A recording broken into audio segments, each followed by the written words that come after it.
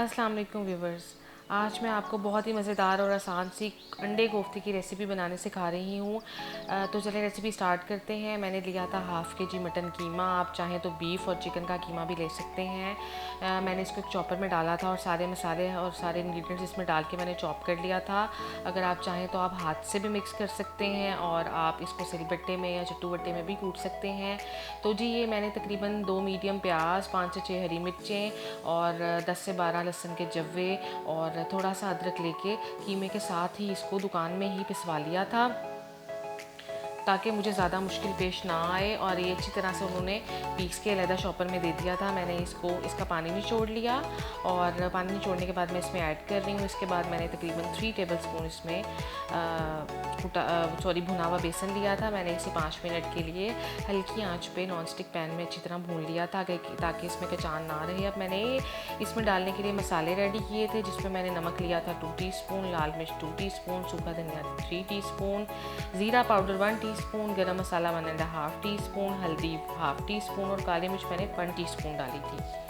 और इस तरह से मैंने मसाले अपने तैयार किए थे। अब ये सारे मसाले मैं इसके अंदर डाल रही हूँ। ये सब चीज़ें चॉपर में डालने का मकसद ये है कि सारी चीज़ें इकट्ठे दोबारा से चॉप भी हो जाएं, मिक्स भी हो जाएं और सारे मसाले और हर चीज़ अच्छी तरह से बाइंड हो जाए।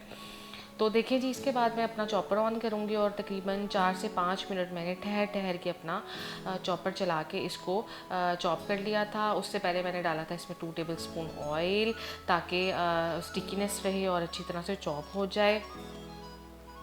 अगर आप हाथ से भी इसको मिक्स कर रहे हैं तो आप ऑयल ज़रूर डालें। ऑयल से मसाले अच्छी तरह से मिक्स हो जाते हैं। तो तकरीबन ये 5 मिनट मैंने चलाया था थोड़ा थोड़ा बंद करके इसको।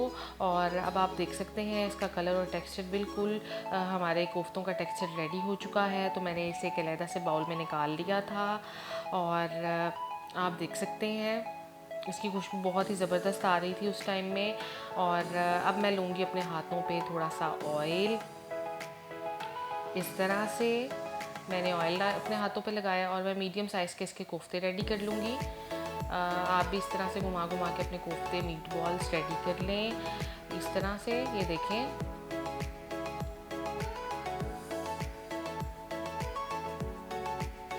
आप देख सकते हैं इस तरह मैंने सारे कोफ्ते बना लिए थे पूरे कीमे के।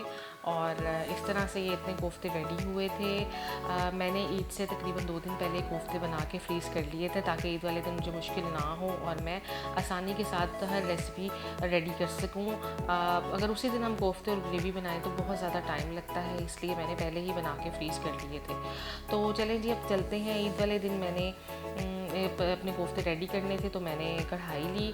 कढ़ाई में मैंने तकरीबन 2 कप ऑयल डाला है क्योंकि कोफ्तों में ज़रा ऑयल ज़्यादा अच्छा लगता है, इससे भुनाई भी अच्छी होती है और कलर भी बहुत प्यारा आता है। आप चाहें तो कम भी ले सकते हैं। 2 कप ऑयल डाल के मैंने तकरीबन 10 से 12 मेथी दाना लेके कढ़ाई में डाल दिया था और मैंने इसे अच्छी तरह से कड़कड़ा लिया था तकरीबन 2 मिनट के लिए। इससे हमारी ग्रेवी में खुशबू बहुत प्यारी आएगी।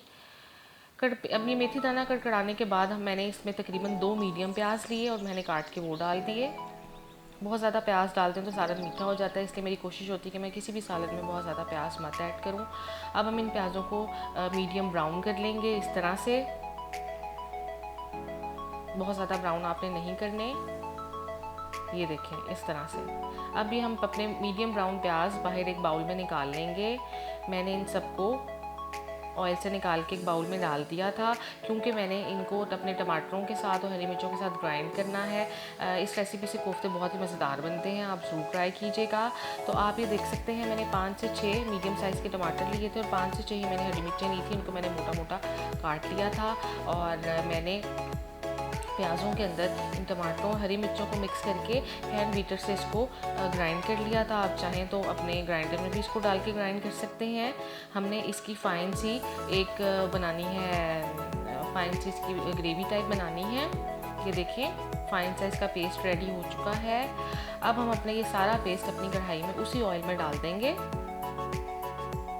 एंड पे जो मेथी दाने थे उनको मैंने निकाल लिया था, क्योंकि ऑयल में बहुत ज़्यादा वो फ्राई हो जाने थे, तो आप भी उसको निकाल लें जो थोड़े बहुत मेथी दाने बचे हों।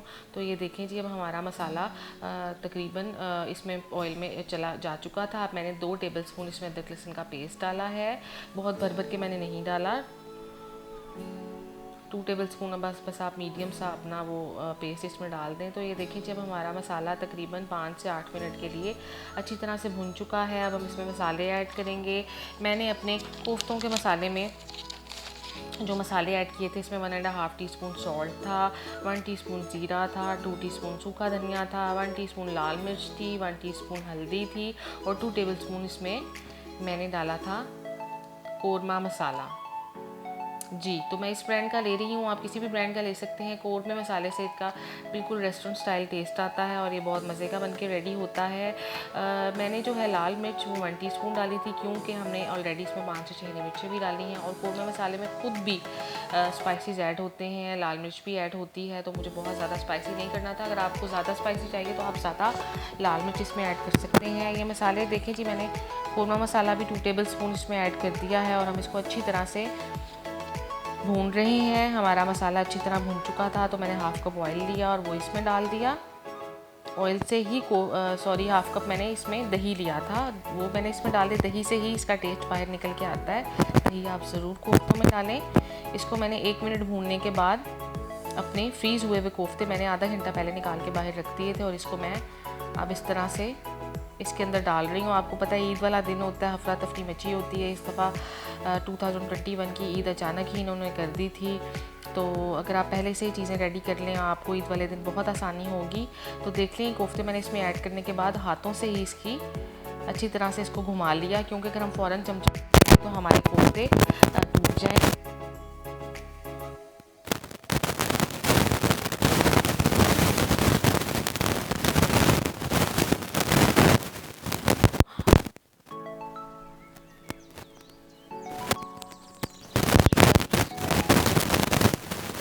मसाले में भून चुके हैं, अब हम इसमें पानी ऐड करेंगे। मैंने तकरीबन 2 गिलास इसमें पानी डाला था, क्योंकि हमें ग्रेवी भी चाहिए और हमने अपने कोफ्ते भी इसमें पकाने हैं। तो अब हम तकरीबन मीडियम आंच पे मैंने इसे 15 से 20 मिनट के लिए पकाया था। 15 से 20 मिनट के लिए आप इसको पका लें। और अब जी देखें जी, हमारे कोफ्ते रेडी हैं,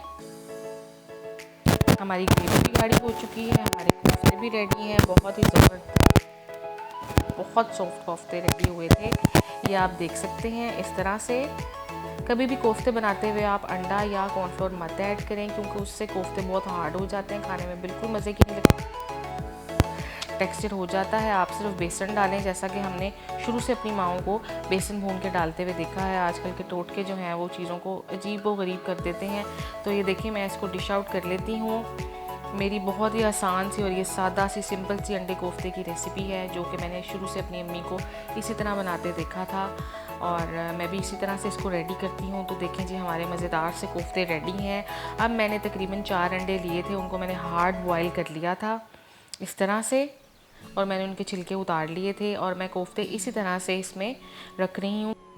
कुछ लोग काट के भी इसमें अंडे डालते हैं, उस तरह से जर्दी जो है वो सालन के अंदर सारी मिक्स हो जाती है और वो मज़े का नहीं लगता, वो देखने में भी अच्छा नहीं लगता। आप चाहें तो कट करके भी रख सकते हैं, मुझे इस तरह रखना ज़्यादा पसंद है। ऊपर से मैं हरा धनिया इसमें गार्निश कर रही हूँ।